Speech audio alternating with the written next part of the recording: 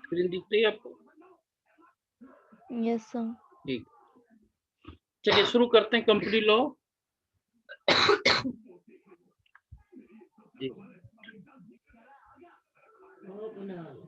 चलिए, आपको स्क्रीन दिख रही है अभी द कंपनी लॉ पे नोट्स? Yes sir.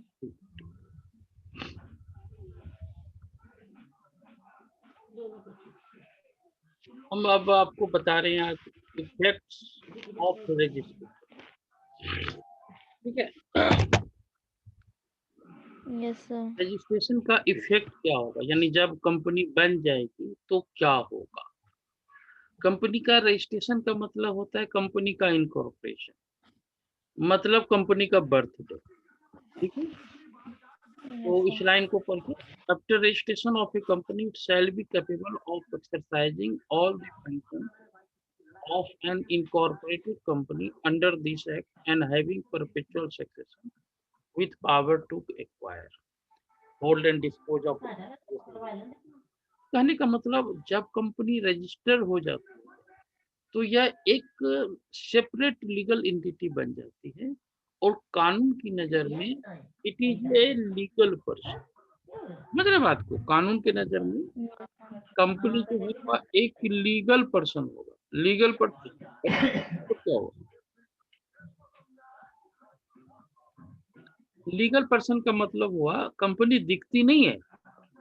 जैसे हम लोग हैं, हम लोग नेचुरल पर्सन हैं, हम लोग दिखते हैं, कंपनी नहीं दिखती, लेकिन कानून के नजर में कंपनी भी एक पर्सन है जो कि दिखती भी है। आप समझ रहे हैं मेरी बात? लीगल पर्सन का यस मतलब सर। कि even we can not see the face of company, इसका कोई बॉडी नहीं होता, इसका कोई कान नहीं होता, आंख नहीं होता, फिर भी कंपनी के नजर में यह एक लीगल पर्सन है। और जब कंपनी भी एक पर्सन है, जैसे हमारी तरह आपकी तरह, तो फिर वह सारा काम कर सकती है जो एक ह्यूमन बीइंग कर सकती है, विथ सम एक्सेप्शन। इसको छोड़ कर, जैसे वोट नहीं दे सकता, राशन कार्ड नहीं हो सकता, इसका पासपोर्ट, कुछ चीज को छोड़ कर हमारे और कंपनी के बीच में कोई ज्यादा डिफरेंस नहीं है। और परपेचुअल सक्सेशन का मतलब आपको बताया था, बताइए क्या होता है? आपको बताया है परपेचुअल सक्सेशन। कि कंपनी जो है वो अपनी लाइफ टाइम तक चलती रहेगी, चाहे मेंबर्स चेंज होते रहे इसके। तो लाइफ इनकी क्या होती है? लाइफ कितनी होती है? अभी आपने कहा ना लाइफ सर तक जब तो, तक इसको बाइंड अप नहीं करते तब तक ये चलती रहती है। तो कब तक बाइंड नहीं करेंगे? 100 साल, 200 साल, 3000 साल, कितना? जब तक ये लॉस में नहीं जाएगी तब तक करेंगे नहीं। हाँ, मतलब यह कंपनी कई हजारों लाखों साल तक चल सकती है यदि हम इसको बंद ही ना यस सर। करें, है ना? आदमी यस सर। रहे न रहे, नेचुरल पर्सन जो ह्यूमन बीइंग आर मोर्टल, है ना? हिंदी में क्या बोलेंगे इसको? यस। क्या बोलेंगे हिंदी में? किसे sir? Human being are mortal, MORTAL, इसको हिंदी में क्या बोलेंगे? यानी मैंने जो कहा उसका अर्थ क्या पता है, नहीं। मैं यही पूछ रहा हूँ आपसे। Human being are mortal, we are mortal, MORTAL। हम लोग मरणशील हैं, ह्यूमन बीइंग जो है मरणशील है ना? यानी एवरीवन हैज टू डाई। कोई भी हमेशा के लिए नहीं यहाँ रह सकता है, लेकिन कंपनी रह सकती है। कंपनी की एक खासियत है ना? चलिए, यस तो सर। जो एक आदमी कर सकता है, एक ह्यूमन बीइंग कर सकता है, वो सारे काम कंपनी कर सकती है after its registration with some exception. जैसे हम लोग खरीद सकते हैं प्रॉपर्टी, कंपनी भी खरीद सकती है। हम लोग मूवेबल और इमूवेबल प्रॉपर्टी खरीद सकते हैं, कंपनी भी खरीद सकती है। टेंजेबल और इंटेंजेबल एसेट्स भी हो सकता था, यहाँ पे टू कॉन्ट्रैक्ट लिखा है, तो टेंजेबल एंड इंटेंजेबल एसेट्स भी हम लोग खरीद सकते हैं।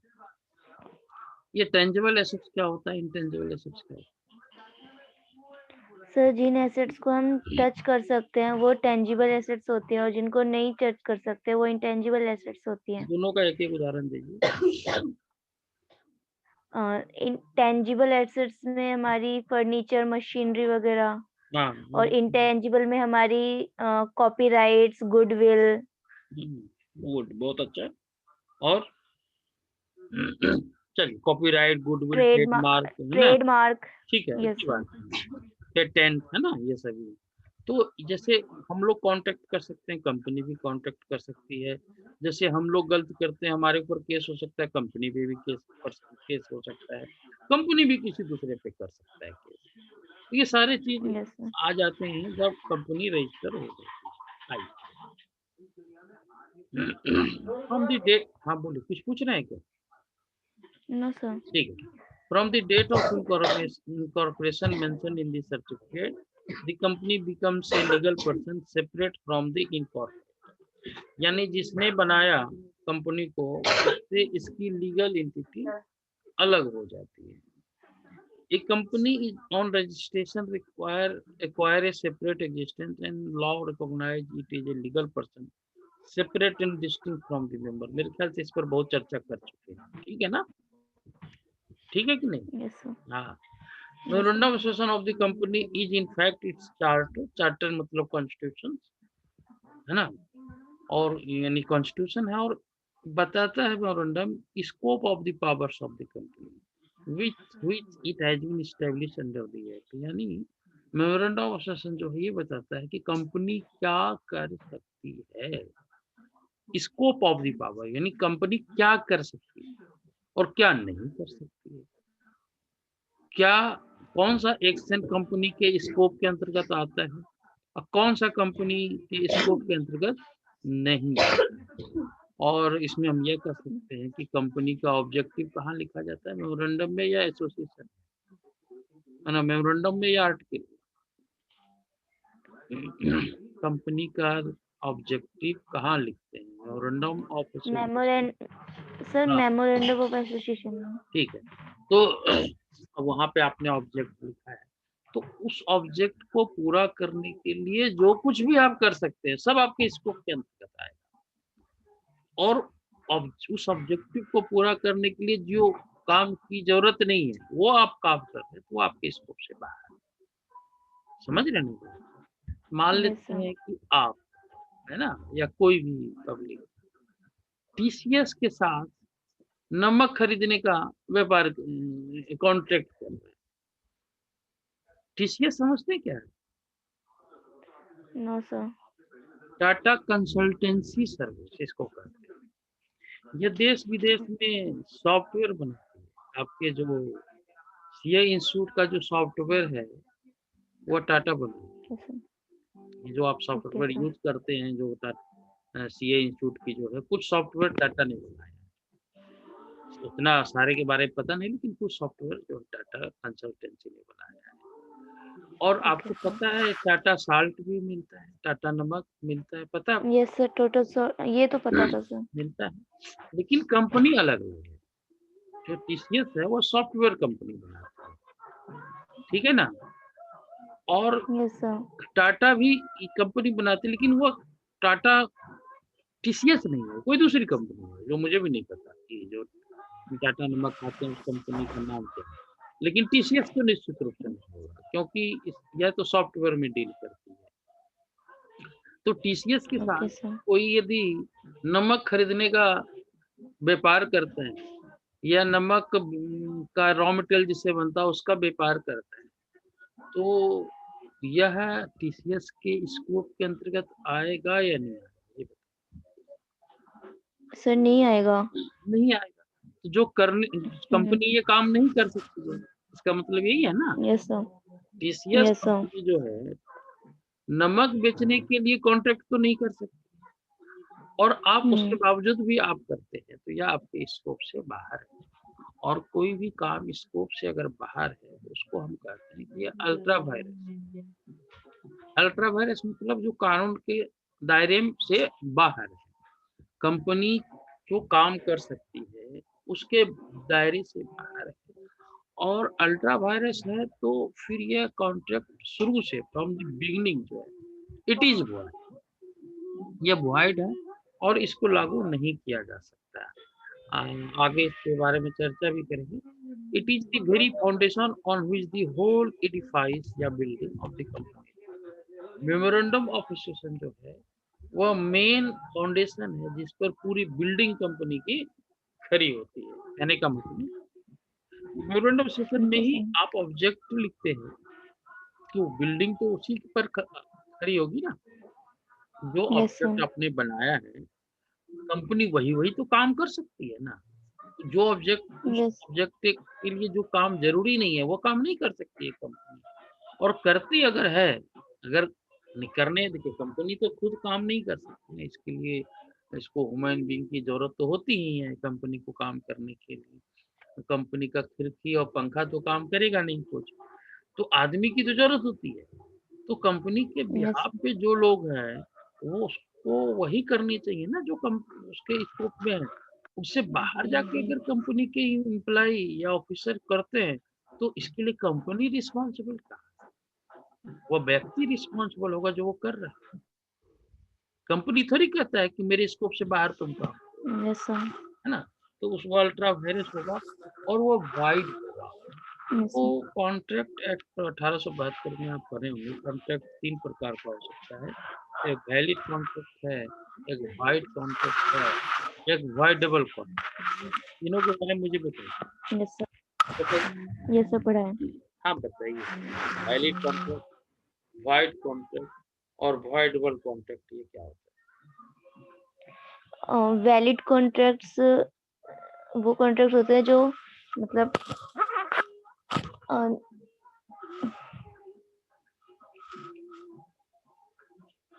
एक मिनट सर।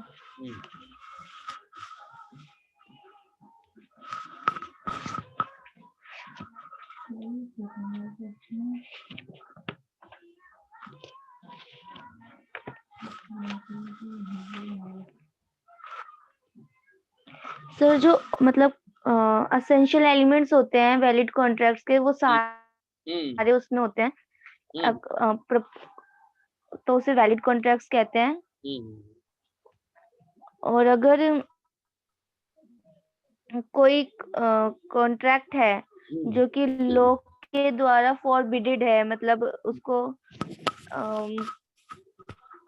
मना कर रखा है लॉ ने कि इसको करना नहीं है, तो उसको कहते हैं void contracts.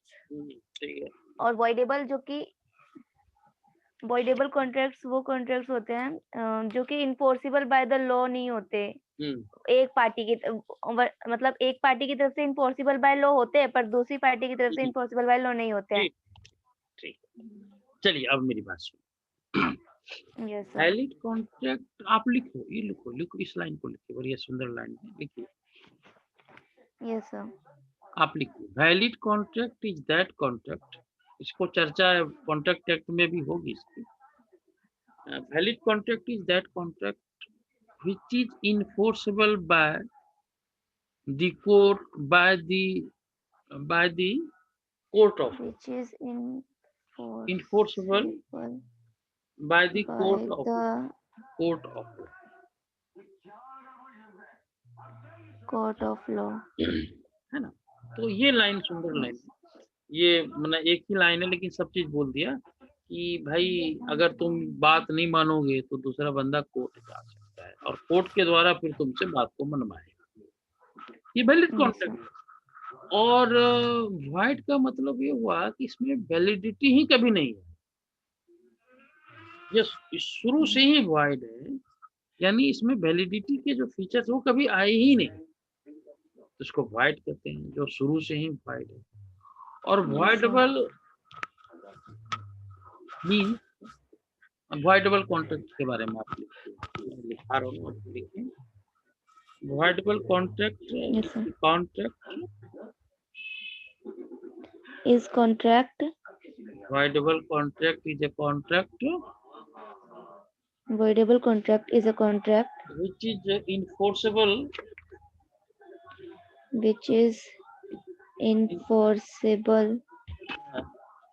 by the aggrieved party.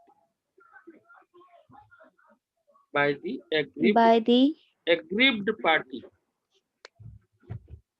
Aggrieved, AGGRIEVED. RIEVED, aggrieved, जो जिससे आपने जो है सहमति जबरदस्ती लिया है ना, उसको एग्रीव्ड पार्टी कहते हैं। तो आपने क्या लिखा बताओ?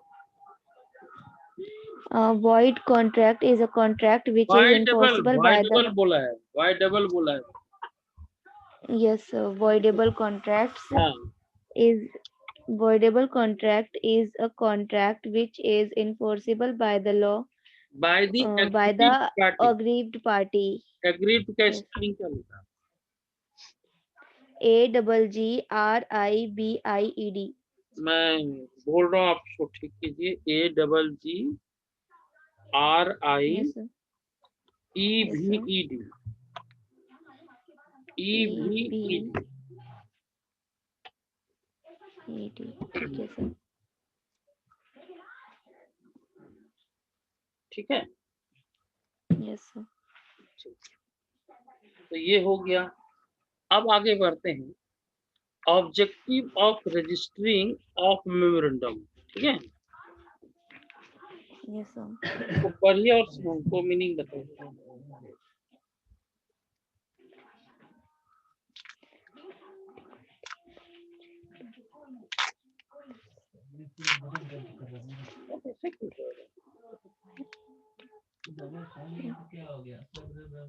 Identify the scope of its and beyond which its action cannot go.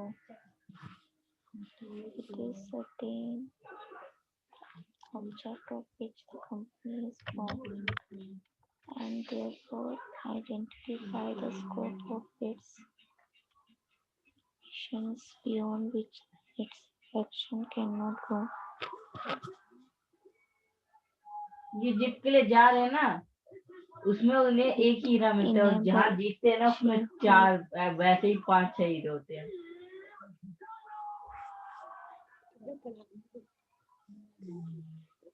Creditors and all who deal with the company to know what is power and what activities it can engage in.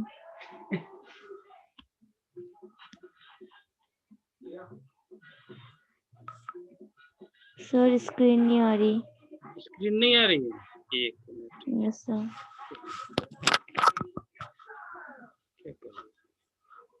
अब आ रही है? अभी आ रही है? Yes sir. ठीक। Yes sir. मैं तेरा स्क्रीन को हटा रहा हूँ, एक मिनट।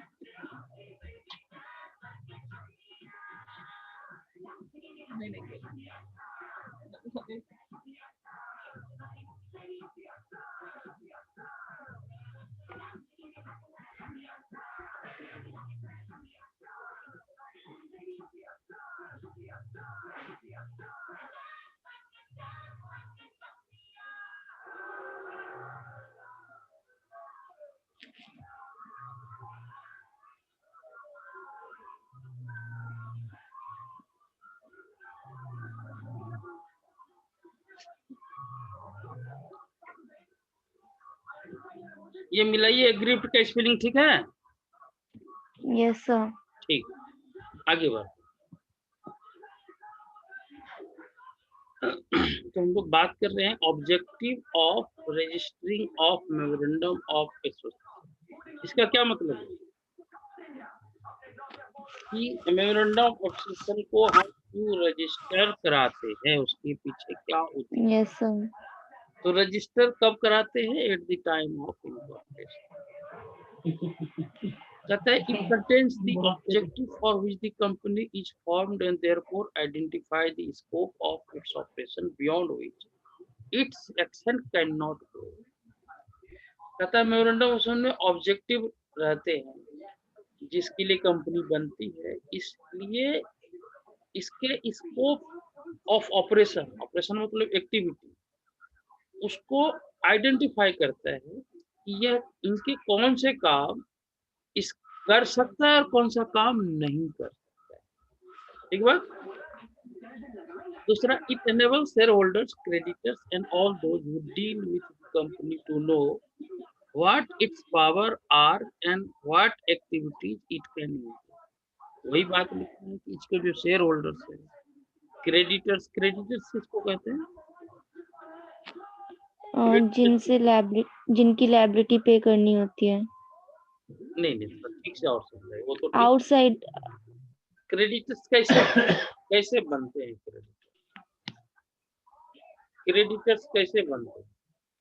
जिससे माल खरीदते हैं या जिससे पैसा उधार है ना, तो जो पैसा दे रहा है कंपनी को, क्या उसको इंटरेस्ट है उस कंपनी में या नहीं? इंटरेस्ट है तभी तो पैसा दे रहा है सर। पैसा दे रहा है तो क्या उसको ये जानना चाहिए कि उसका पैसा कहाँ यूज हो रहा है? Yes sir. क्या उसको ये जानना चाहिए कि जिस के लिए कंपनी बनी है, कंपनी उसी में इन्वेस्ट कर रही है उसका पैसा? अगर दूसरे जगह करता है तो रिस्क है कि इसका पैसा वापस भी ना आ पाए, है ना?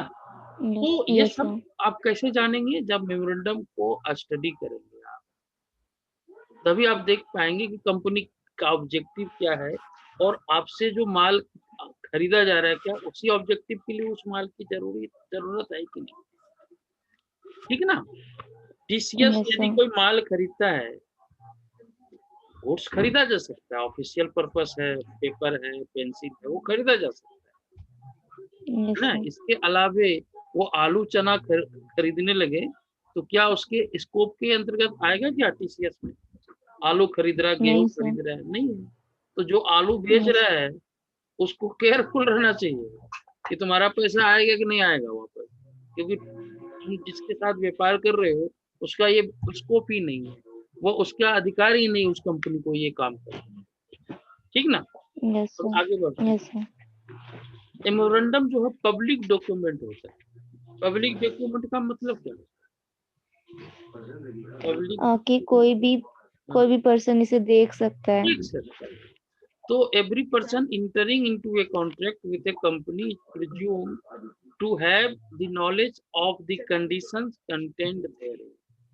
तो कहने का मतलब है जब ये पब्लिक डॉक्यूमेंट है तो कोई भी व्यक्ति यदि कंपनी के साथ कॉन्ट्रैक्ट करता है तो उसे मेमोरेंडम ऑफ एसोसिएशन पढ़ लेना चाहिए, जिससे पता चल पाए उसे कि आपका जो कॉन्ट्रैक्ट, आप जो कंपनी के साथ कॉन्ट्रैक्ट कर रहे हैं, क्या यह कंपनी के स्कोप के अंतर्गत या कंपनी के पावर के अंतर्गत आता है, या कंपनी को क्या ये कॉन्ट्रैक्ट करने का पावर है भी या नहीं है जो आप उनके साथ कर रहे हैं। ठीक है ना? ठीक है बात। और अगर आप नहीं पढ़ते तो माना जाएगा कि आपने पढ़ रखा है और समझ के रखा है। देखिए लिखा है ना, every person entering into a contract with the company is presumed to have the knowledge of the condition content therein। The shareholder must know the purpose for which his money can be used by the company and what risk he is taking in making the investment। तो share holder का पैसा उसमें लगा है, share holder मालिक होता है किसी भी कंपनी का, उसे भी ये जानना चाहिए कि उसका पैसा कहाँ इन्वेस्टमेंट हो रहा है और उसका रिस्क क्या है। ठीक है ना? आइए। Yes sir.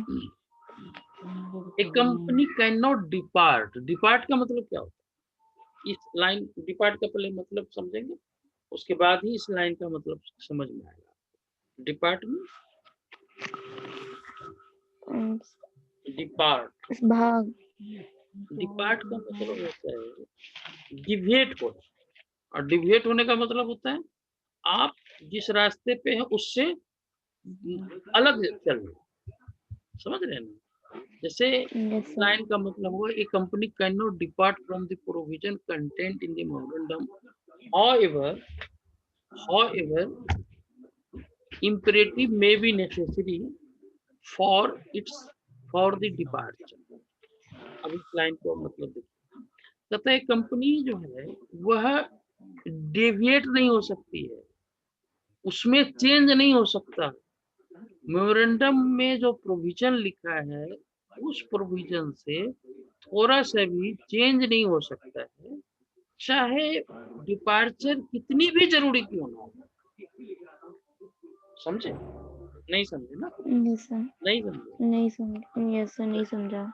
चलिए बता, कहता है कि आपने डिपार्चर किया और आप कह रहे हैं कि ये जरूरी है। लॉ कहता है कि जो मेमोरेंडम में चीज लिखे हुए हैं आप उससे थोड़ा से भी आगे पीछे या थोड़ा से भी उसमें बदलाव ना करें।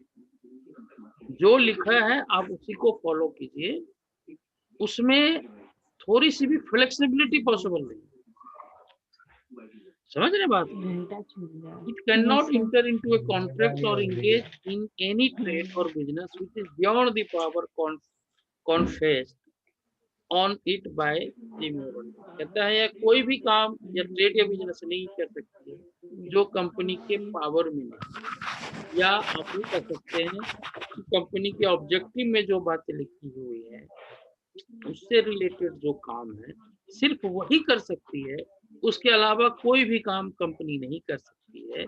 और बाद में करने के बाद आप कॉन्फेस कर लें कि हमसे गलती हो गई, गलती की भी माफी नहीं होगी। If it does so it would be the ultra vires the company. अगर आप वो काम करते हैं जो कंपनी के पावर में नहीं है या कंपनी के ऑब्जेक्टिव के लिए उस काम को करना जरूरी नहीं है, वो अल्ट्रा वायरस है और यह वाइड है, आप इसको लागू नहीं करवा सकते हैं। ठीक है, चलिए आगे बढ़ते हैं। Yes, sir. Doctrine of ultra कहता है एनी एक्ट डन और contract made by the company which travels beyond the power not only of the directors but also of the company is wholly void and inoperative in law and is therefore not binding। कहता है कि कोई भी act या contract जो company के द्वारा किए जाते हैं जो इसके अधिकार में नहीं है, मतलब डायरेक्टर के अधिकार में भी नहीं है और कंपनी के अधिकार में भी नहीं है, वो पूरी तरह से वाइड है और इनऑपरेटिव इन लॉ है और इसलिए बाइंडिंग कंपनी पे नहीं है। तो फिर उसका क्या होगा उस कॉन्ट्रैक्ट का? कोई कॉन्ट्रैक्ट जो है कंपनी को करने का अधिकार नहीं था फिर भी उसने कर लिया, ये कहता पूरी तरह से वाइड है, तो फिर क्या होगा उस कॉन्ट्रैक्ट का? उस कॉन्ट्रैक्ट का क्या होगा? वाइड है, लागू ही नहीं करा सकते।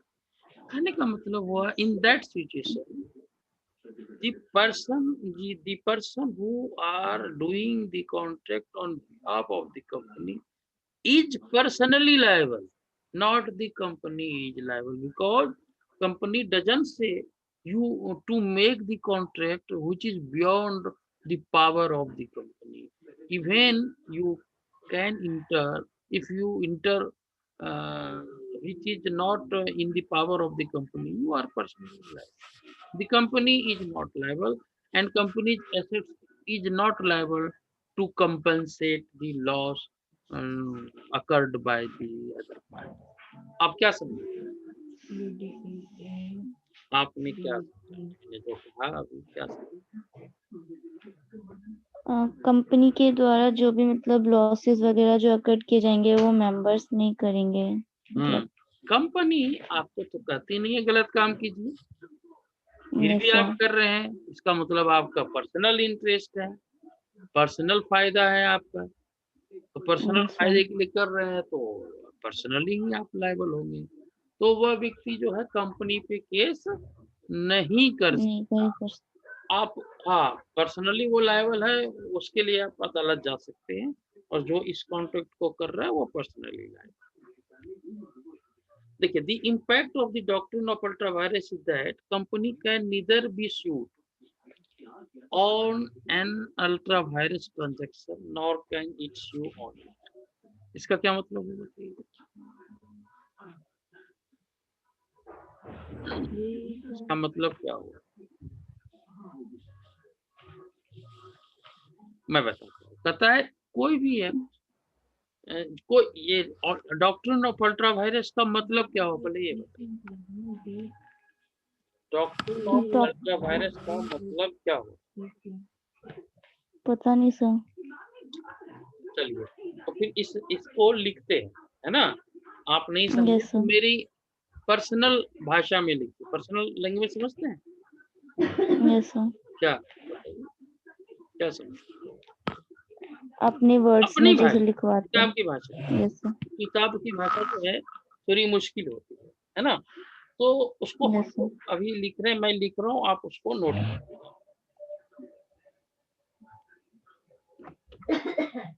ठीक, मैं बोल भी रहा हूँ, लिख भी रहा हूँ, आप इसको नोट कीजिए।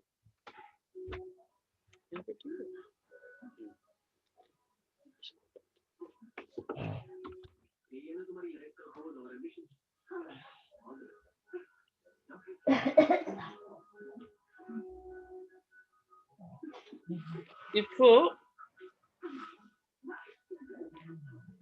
directors or employee make a contract which are beyond of the power of the company,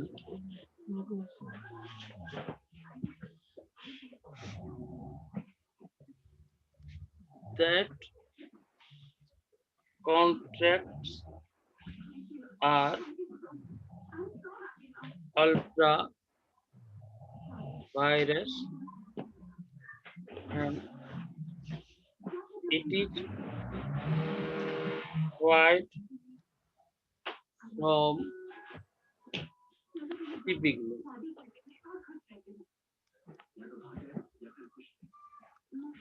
ये अभी हैंडराइटिंग बहुत अच्छी नहीं हो रही है, ये पहला आज शुरू कर रहा हूँ मैं ये पेज, ठीक है? तो धीरे धीरे मेरा हाथ भी बैठ जाएगा तो आपको हैंडराइटिंग अच्छी दिखेगी।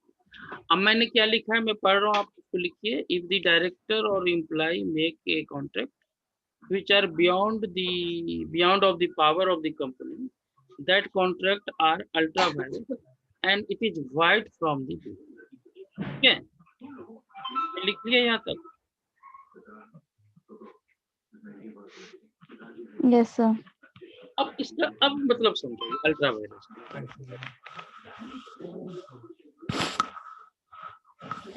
Make a contract which are beyond by the power of the company। मतलब जो डायरेक्टर्स और एम्प्लॉयज हैं वो कंपनी के बिहाफ मतलब पावर पर कोई कॉन्ट्रैक्ट करते हैं and contracts are ulteriorious and it void from the beginning। तो वो शुरुआत से ही जो है वो void होगा। फिर से कोई कंपनी के डायरेक्टर या एम्प्लॉयज कंपनी के बिहाफ पर उसकी पावर पर कोई कॉन्ट्रैक्ट करते हैं तो वो बिगनिंग से ही void होगा। इसको ऐसे समझिए कि इफ द डायरेक्टर्स और एम्प्लॉय उस कॉन्ट्रैक्ट को करता है जो कंपनी के पावर में नहीं है, फिर भी आप कर रहे हैं, हाँ? अच्छा, बियॉन्ड ऑफ द पावर। चलिए मैं इसको और अच्छे से यहाँ पे लिखता हूँ, ठीक है? इसको और अच्छे से लिखता हूँ।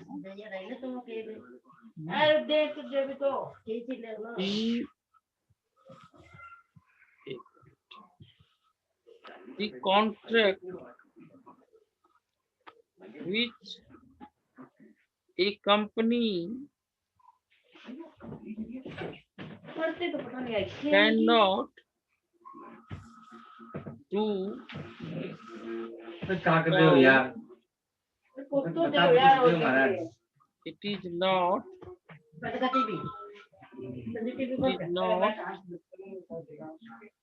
necessary to fulfill the objective of the company.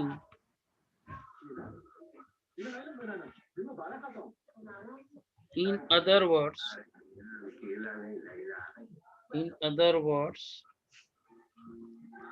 it is beyond of the powers of the company or the company cannot make each type of company legally, but if it is done by the management, it is ultra virus. यहाँ तक लिखिए, समझ उसके बाद समझिए।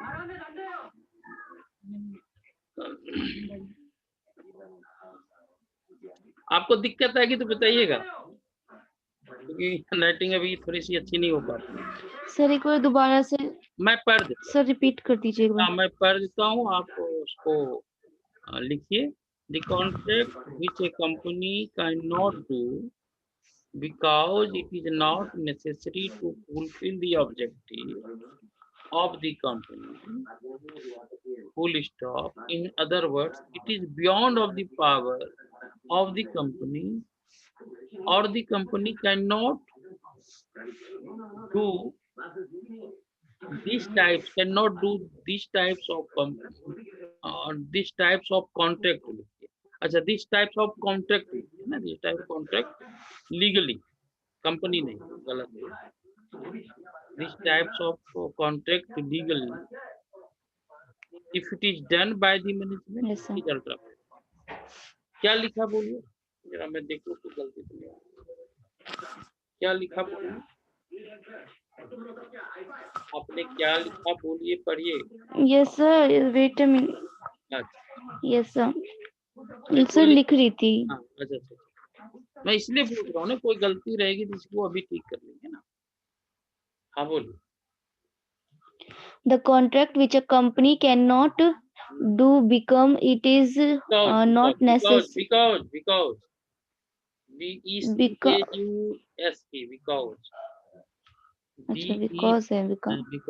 Yes sir, because it is not necessary to fulfill to objective of the company to fulfill the objective इतना का अर्थ बताइए। हाँ, of the company, ठीक है। यहाँ तक, यहाँ का अर्थ बताइए, यहाँ तक का अर्थ बताइए। मतलब कंपनी जो है कॉन्ट्रैक्ट की जो नेसेसरी है उसको ऑब्जेक्टिव को फुलफिल नहीं करती है, कर पाती है। A contract which a company cannot पढ़िए ना, दोबारा पढ़िए। The contract which a company cannot do because it is not necessary to fulfill the objective of the company. हाँ, इसका क्या मतलब? मतलब कंपनी कॉन्ट्रैक्ट नहीं करती है क्योंकि उसको नेसेसरी नहीं होता है उसके ऑब्जेक्ट को फुलफिल करना। हाँ, सही है। इसके बाद क्या लिखना? In the other words, it is beyond of the power of the company, or the company cannot make their types of the company. The company cannot do these types of, cannot make लिख दी ज्यादा अच्छा रहेगा, और the company cannot make these types of contract legally. Company हो गया है, वो उसके जगह पे कॉन्ट्रैक्ट होना चाहिए, ठीक है। Okay sir. हाँ, तो in other words it is beyond of the power of the company, or the company cannot make these types of contract legally. लिखा यहाँ तक? Yes sir. इसका क्या अर्थ हुआ? लीगली कंपनी जो होती है beyond of the power can not make this type, मतलब पावर जो होता है कंपनी का उसके बियॉन्ड पर इस तरह के कॉन्ट्रैक्ट नहीं करती है। हाँ, ये लीगल नहीं होता। हाँ legal, but if it is done by the management it is ultra vires, है ना। अब इसको हम आगे हाँ, अगर इसके मैनेजमेंट इसको करते हैं। हाँ, इसको आगे आपको लिखाते हैं, इसको आगे नहीं होगा, दूसरा लाइन, कोई बात नहीं। चलिए आगे बढ़ते हैं इसको, ना आगे बताते हैं। अभी तक आप समझे कि नहीं, बताइए, अभी तक आपको समझ में आया कि अल्ट्रा वायरस क्या होता है? Yes sir. क्या समझ में, बताइए बताइए, नहीं तो फिर हमें और लिखना पड़ेगा आगे, बताइए।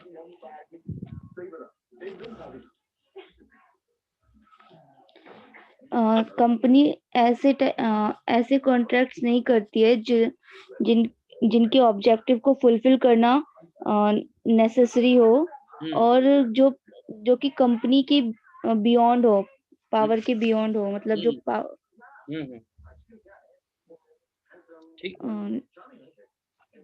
अगर इस तरह के कॉन्ट्रैक्ट उसके मैनेजमेंट करते हैं तो इसको अल्ट्रा वायरस कहते हैं। हाँ, चलिए एक दो लाइन और लिखिए, है ना। अब मैं आपको लिखा रहा हूँ, आप लिखें तो आप समझ जाएंगे अच्छे से, ठीक है। Yes sir.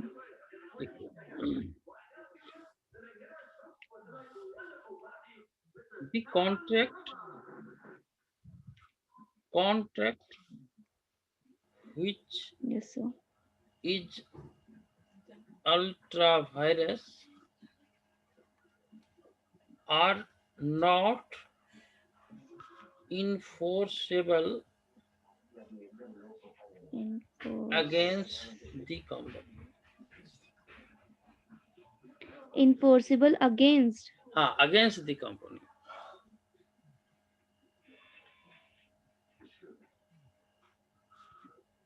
It means the company is not responsible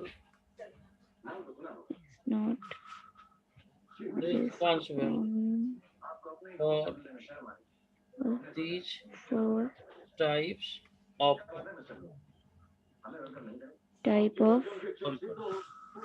है ना contracts. The person who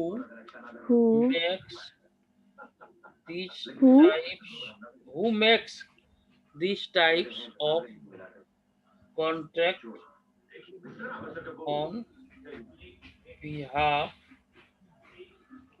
of the company,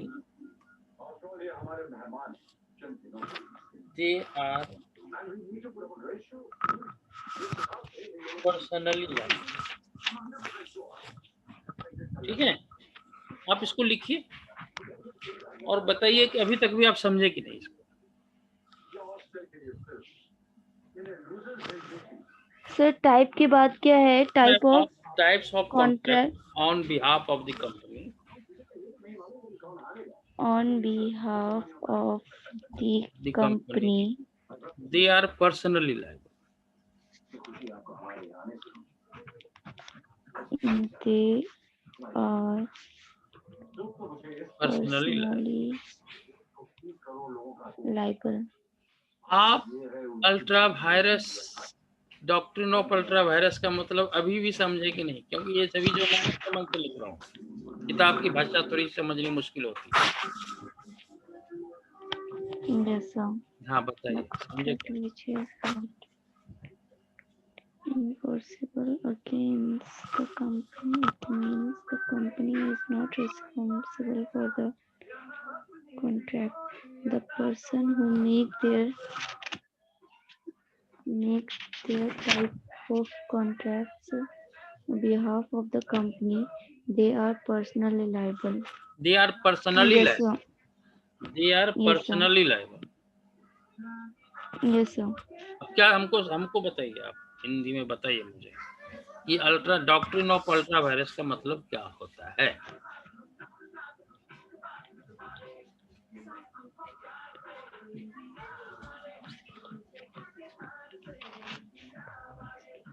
मतलब सर द कंपनी इज चलो नॉट मैं रिस्पॉन्सिबल। समझाता हूँ, सुनो मैं यस सर। मैं समझाता हूँ आपको, है ना?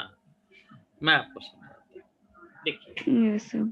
आपको पापा ने 1000 रुपये दिए कि आप यस सर। बुक्स खरीद लो अकाउंट्स का या फाउंडेशन का, ठीक यस है ना? सर। ठीक है, यस फाउंडेशन का सर। बुक खरीद लिया, यस आपको सर। 1000 रुपये मिले कि जाओ बुक फाउंडेशन का खरीद लो। आप मार्केट गए, सिनेमा देख लिए, यस सर। पिक्चर देख लिए, ठीक है ना? तो ये अल्ट्रा वायरस जो आपको नहीं कहा गया वो आपने कर लिया। समझ गए बात को? Okay sir. Yes sir. Company के केस में भी वही बात है भाई, जो ऑब्जेक्टिव को पूरा करने के लिए वो कॉन्ट्रैक्ट की जरूरत ही नहीं है, फिर भी आप कर रहे हैं, तो कंपनी कहता उसके लिए लायबल नहीं है, ओके ना? सर। तो मैं आपको ये समझा रहा हूँ कि आप पिक्चर देख लिए और घर आके फिर दोबारा पैसे मांग रहे हैं पापा से, आवाज आप दोबारा आवाज बंद करो, आवाज बंद करो, बोलो जरा साथ, कुणाल बोलिए चुप जरा हो जा। शांत रहे भाई। अब आप दोबारा पापा से पैसे मांग रहे हैं ना, ठीक है? Yes sir. पापा ने कहा 1000 रुपये दिए तो थे, क्या किया? तो आपने बता दिया कि सिनेमा देख लिया, पिक्चर देख लिया, तो पापा बोले भैया हम उसके लिए रिस्पॉन्सिबल नहीं है, कहने का मतलब है, ठीक है ना? तो वह काम जो कंपनी कह रही मत करो या कंपनी के लिए जरूरी नहीं है, फिर भी अगर आप उस काम को कर रहे हैं तो how is the company responsible? Company कैसे रिस्पॉन्सिबल हो सकती है? तो कंपनी कैसे रिस्पॉन्सिबल हो सकती है? ठीक है ना? तो यही है अल्ट्रा वायरस। चलो 1 मिनट, 1 मिनट रुकिए। अरे यार बाद में बात कर लेते हैं, थोड़ी देर बाद, है ना? हेलो। Yes sir. हाँ आवाज करते हैं। तो आप समझ गए बात को? Yes sir. चलिए, तो अब मेरे ख्याल से इतना काफी था समझाने के लिए। अब हम आगे बढ़ते हैं, आगे।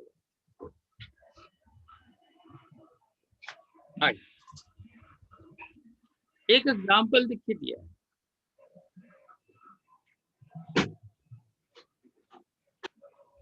एक चीज शायद मैंने लिखा नहीं है, इसको मैं आपको बता देता हूँ।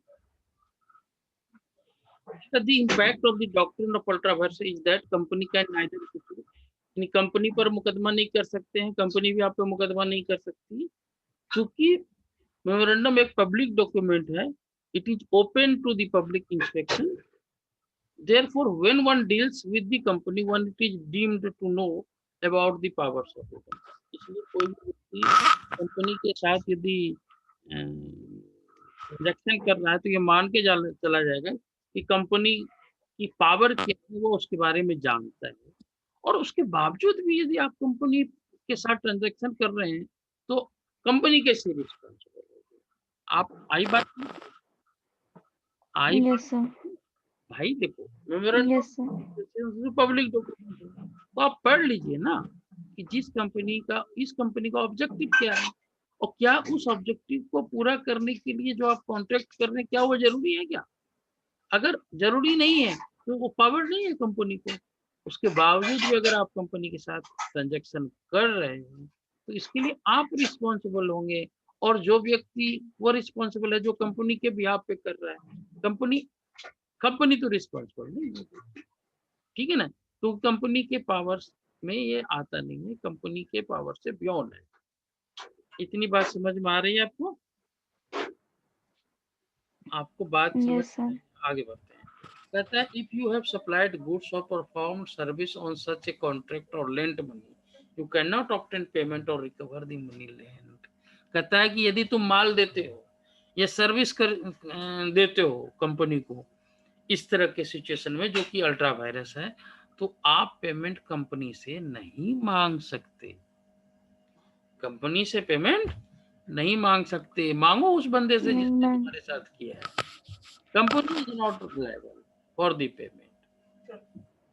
तो अल्ट्रा वायरस का मतलब यही होता है, यदि कोई भी अल्ट्रा वायरस कॉन्ट्रैक्ट होता है तो उसके लिए कंपनी जिम्मेवार नहीं होता है, वो व्यक्ति जिम्मेवार होते हैं दोनों साइड से जो इस काम को करते हैं। क्योंकि आपको पढ़ लेना चाहिए memorandum of understanding. If the money advance to the company has not been expended, और यदि कोई पैसा दिया है कंपनी को जो अभी तक खर्च नहीं हुआ है, the lender may stop the company for parting it. तो वो उधार जिसने दिया है वो कंपनी को कह सकती है कि अब तुम खर्च मत करो क्योंकि तुम हमें वापस नहीं करोगे, इसलिए खर्च मत करो और ये वापस कर दो मुझे अभी।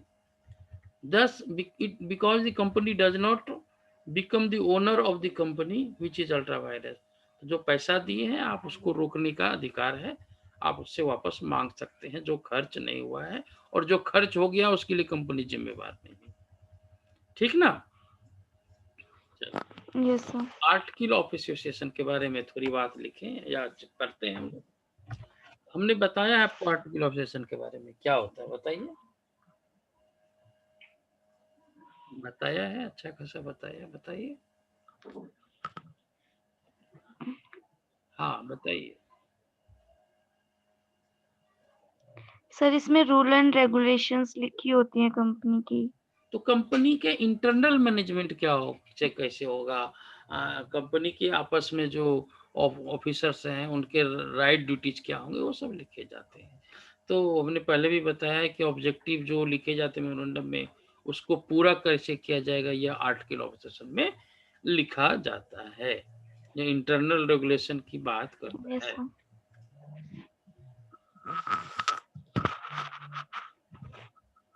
और ये भी पब्लिक डॉक्यूमेंट होता है, ठीक है ना?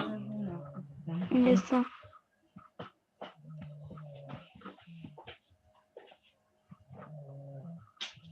ये इसमें क्या क्या चीज लिखे जाते हैं इसके बारे में यहाँ पे लिखा हुआ है, क्या क्या आप होता है। बाकी चीज दूसरे दिन कराते हैं, डॉक्ट्रिन ऑफ इंडोर मैनेजमेंट वगैरह, ठीक है? इसके बाद ये चीजें खत्म हो जाएगी। कुछ क्वेश्चन पेपर देख लेते हैं, जो ऑब्जेक्टिव क्वेश्चन पेपर है ना उसको मैं देख लेते हैं। मैक्सिमम नंबर जो है प्राइवेट कंपनी में कितने हो सकते हैं? 200। 200 doctrine document that regulate the management of internal affairs of the company, किस क्या कहते हैं उसको? Document that regulate the management of internal affairs of the company. Article of Association. बिल्कुल सही है। significant influence concept how much percentage, इसको अभी नहीं देखे हैं, बाद में देखेंगे। A private company which is subsidiary of a public company is treated as A private company which is subsidiary of a public company, it is treated public company. हाँ सही है। कहते हैं which one of the following is not the content of the memorandum of association? Memorandum का कौन सा content नहीं होता, यानी कुछ क्या चीज उसमें नहीं रहता है, बताइए। Name clause, registered office clause, object clause, board of directors clause, क्या चीज नहीं रहता? Board of director close. बहुत सुंदर, बहुत सुंदर, ये चीज वो नहीं रहती। ठीक है, आगे बढ़ते हैं। An act is said to be ultra vires or a company when it is beyond the powers of. An act is said to be ultra virus company when it is beyond of the power हाँ बताइए। of the director, but not the company of the director of the beyond of the power of the company हाँ of the company, sir. बिल्कुल। तो आज इतना ही खत्म करते हैं क्लास को। कल कुछ अकाउंट्स बताएंगे या देखेंगे, जैसा भी हो, है ना। ठीक है, good night. Yes, sir. Good night. Good night, sir.